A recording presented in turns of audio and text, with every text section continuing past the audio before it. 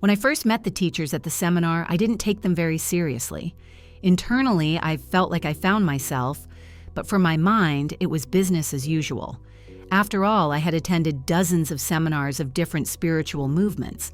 Yes, I applied some of their methods in life to help other people, to satisfy my own needs in life. I learned to heal people, manage their perception, evade the police when driving my car at incredible speeds. Something was missing, thrilling sensations perhaps. And then the seminar. It flew by unnoticed, but left a bright light inside me. Some invisible connection appeared with the teachers.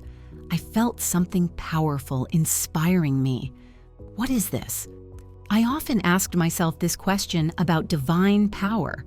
Once I felt awful.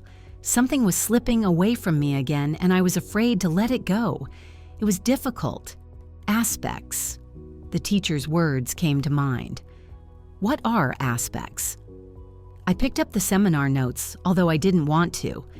Aspects are the interaction of planets in the present configuration, with the planets located at certain degrees of the zodiac in my horoscope, or more precisely, in my body. After all, the chakras of a person are the planets in the microcosm. Such, albeit incomplete, definition I found in my notebook. I took out the horoscope made at the seminar.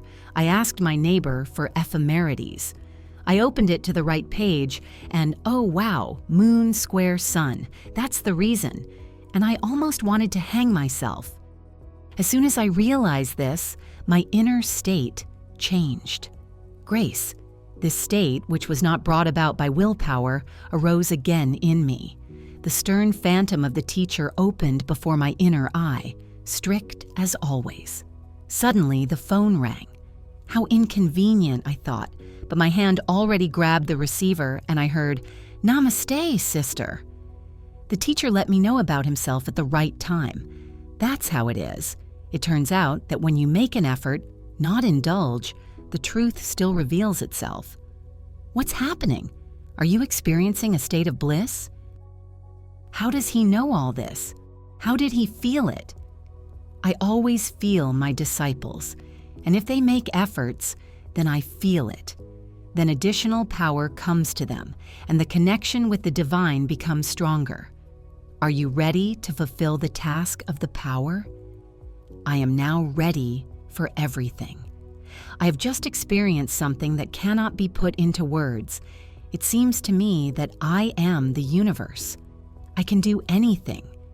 You have tuned in to the flow, correctly and in time, and you have been blessed. When a person realizes and works through an aspect, they are given power. After all, in this case, a person sacrifices their illusions and identifications. For this, they are rewarded. What should I do? Do you know? I feel like kneeling before you. I can't believe these states can be permanent. But they are. And now you need to take responsibility. You need to create not just one, but a series of seminars in your city. Those who were doing this before have moved on, and now it's being passed on to you. All right, I would just like a few pieces of advice, my wise teacher. You'll receive them when we meet. We'll always be together. And now, tune in to me more often. My appeals to the spirits will help you. Open your heart. Accept the grace and blessing of the power for this great cause. I opened up and only regained consciousness after 2 hours. The phone was still in my hand. A different perception of the world had arisen. I had been reborn. I died as I was with my petty worries and eternal problems and was born as a new being responsible for enlightening all the people of our country. And then there was a meeting with the teacher, and there was practice. The teacher transmitted to me the knowledge of Tantra. I understood that it's impossible to talk about this in words, and I haven't found anything like it in any of the books. That's why most authorities and parents are against spreading this knowledge, because magic is what Tantra is, but only with an experienced master. It's the art, if you will, of controlling the world. But more on that in the next letter.